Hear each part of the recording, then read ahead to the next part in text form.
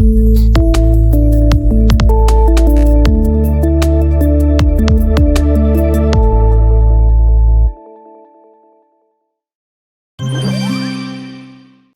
l'autorisation de 46 médias en ligne par la Haute Autorité de l'Audiovisuel et de la Communication il y a quelques mois, une association regroupant ces médias a vu le jour. Son nom, Union nationale des médias en ligne du Bénin, UNAMEL Bénin. Elle a été créée pour la valorisation et le rayonnement des professionnels des médias, utilisant l'Internet comme canal de diffusion de l'information.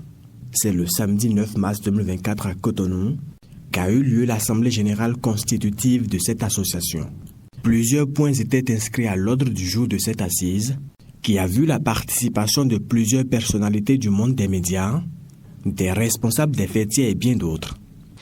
C'est pour consolider les acquis et nous organiser pour défendre nos droits, nos intérêts matériels et moraux et discuter de nos problèmes avec les autorités en charge de les solutionner que nous avons décidé en toute responsabilité, après plusieurs mois de consultation, de nous constituer en association. Quelles seront les règles devant régir notre fonctionnement? Quels seront nos objectifs à court terme, à moyen terme et à long terme? Quelles seront les activités que nous allons mener pour impacter les membres? Voilà autant de préoccupations prévues à l'ordre du jour de cette Assemblée générale constitutive. Nous allons aussi profiter de l'occasion pour adresser nos doléances et formuler quelques recommandations à nos partenaires et aux autorités avec lesquelles notre collaboration ne sera pas marchandée. Venus pour assister à la naissance de ce bébé, plusieurs associations de professionnels des médias du Bénin se sont exprimées. Je veux d'abord vous féliciter, la presse en ligne qui a voulu se mettre en association. Se mettre en association, c'est accepter des règles, c'est travailler pour le développement également. Nous nous félicitons de vous avoir pour consolider le chaînon, pour que nous puissions aller le plus loin possible dans la liberté d'expression. Vous faites beaucoup pour la nation, mais pour une presse plus forte, nous devons désormais parler d'une presse de qualité. Nous demandons que nous respections le code de déontologie, que nous respections les 26 articles de notre code, le code que nous-mêmes nous sommes fixés pour que nous ayons une presse digne.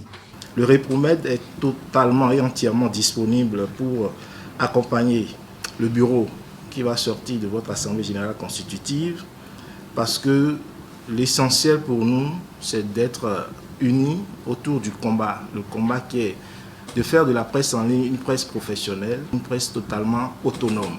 Zakiat Latunji, présidente de l'Union des professionnels des médias du Bénin UPMB, et Basile Thibozo, président du PADEM, se sont également exprimés. À l'ère de l'enrichissement de l'univers médiatique avec la mise en place de plusieurs médias en ligne au Bénin, il est important qu'un tel creuset soit encouragé et salué. Il est important également que vous puissiez travailler à amener le plus grand nombre d'acteurs de médias qui travaillent en ligne à se conformer aux dispositions réglementaires. Chers amis, je voudrais, au nom de la PADEM Bénin, vous féliciter pour avoir pris l'initiative de mettre sur pied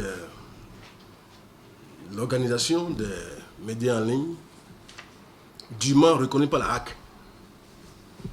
C'est le début de l'assainissement. Assainissement que nous avons toujours voulu de nos voeux depuis plusieurs années.